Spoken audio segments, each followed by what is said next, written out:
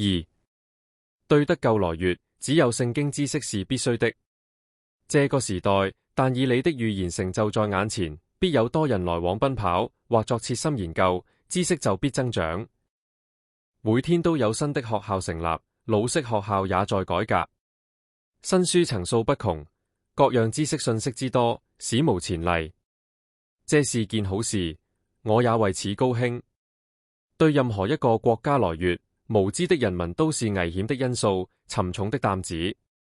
無知使亞當和夏娃被蛇引誘，但我要越的是，人的一切知識都不能帶他脫離地獄，除非他明白聖經的真理。1. 個人也苦非常博學，但卻不能得救。他也苦精通世界一半的語言，也熟知宇宙間的深奧事。他也苦被尊為活字典，他也苦對空中的星、飛翔的鳥、地上的獸、海裏的魚都了如指掌。他也苦像所羅門一樣，講論草木，自利巴嫩的香柏樹，直到牆上長的牛膝草，又講論飛禽走獸、昆蟲水族。他也苦可以對自然界的一切侃侃而談，但若忽視聖經的真理，將像無知人一樣死去。化學不繪使負罪的良心沉默，數學不能醫治受傷的心靈，任何科學都不能安慰一個將死的人。世上的哲學不能為死亡帶來盼望。現聖潔上帝面的時候，自然神學不能賜下平安。這一切都不能使人退離罪惡的世界。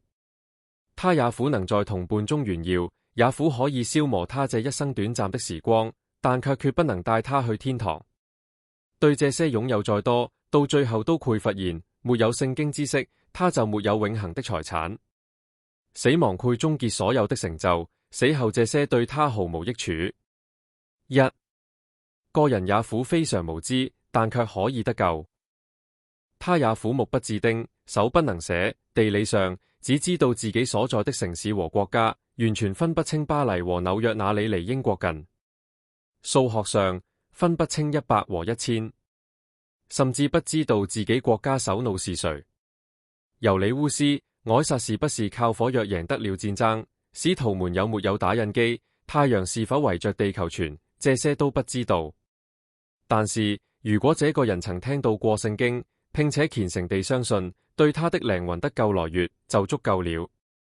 他愧和拉撒路一同在天上，而那位科學家朋友卻因沒有悔改，永遠失喪。